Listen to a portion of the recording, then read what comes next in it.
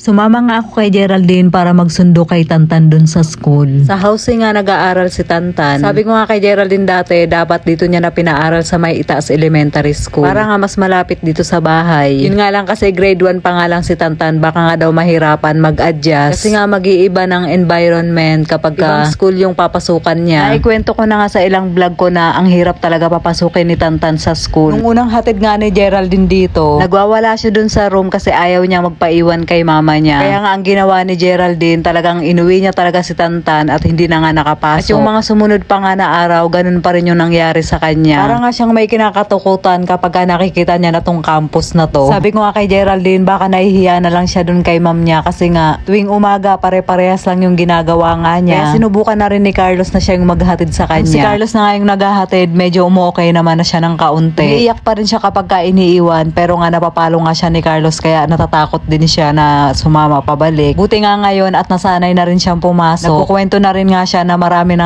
nga raw siyang kaibigan. Kaya tuwa rin si Geraldine at saka si Carlos kasi nga napagdaanan na ni Tantan yung mga dinadaanan talaga ng elementary. Lalo na nga kapag ka grade 1. Dumaan nga kami dito sa mga bilihan ng mga pampaganda. Isa na nga to sa reason ko kaya ako sumama kay Geraldine para nga bumili ng Brilliant Toner. Kasi nga ilang araw na rin akong hindi gumagamit kasi nga naubos na. Yung pinakamalaki na nga yung kinuha ko kasi nga kapag ka maliit parang ang bilis niyang maubos. Nakasave din nga ako ng 20 pesos. Tuwang-tuwa nga ako dito sa bilihan na to kasi ang dami niyang mabibili. Lahat ng mga nakikita ko sa TikTok andito nga. Pati na rin nga sa Shopee. Sabi ko nga kay Geraldine, matagal-tagal ko tong gagamitin na to. Baka aabot din sa akin to ng 3 buwan at kalahati. Kasi nga malaki yung kinuha ko. May mga nakita din nga kami ditong mga collagen at gluta. So yan, hindi ko alam kung mga effective ba yan. Kasi sobrang dami talaga ng mga naka-display. Napabili din nga ako ng Bremont na conditioner. Pag-uwi nga namin ng bahay, sobrang harot na naman itong puppy namin. Nakakatuwa na nga siya ngayon kasi nakikipaglaro na nga siya. Dati kasi karaniwan, lagi lang siyang tulog. Ngayon nga, ang lakas na ng reaction niya kapag nakikita niya yung kakilala niya. Nagluto nga si Geraldine na pananghalian namin ng isaw ng manok. Inadobo na nga niya.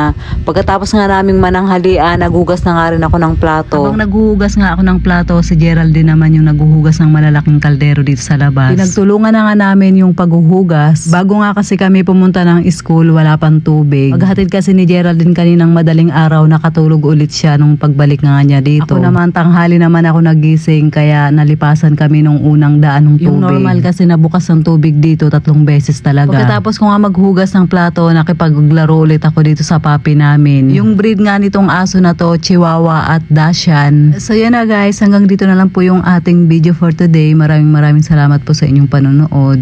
Mag-iingat po kayo palagi. God bless and babush!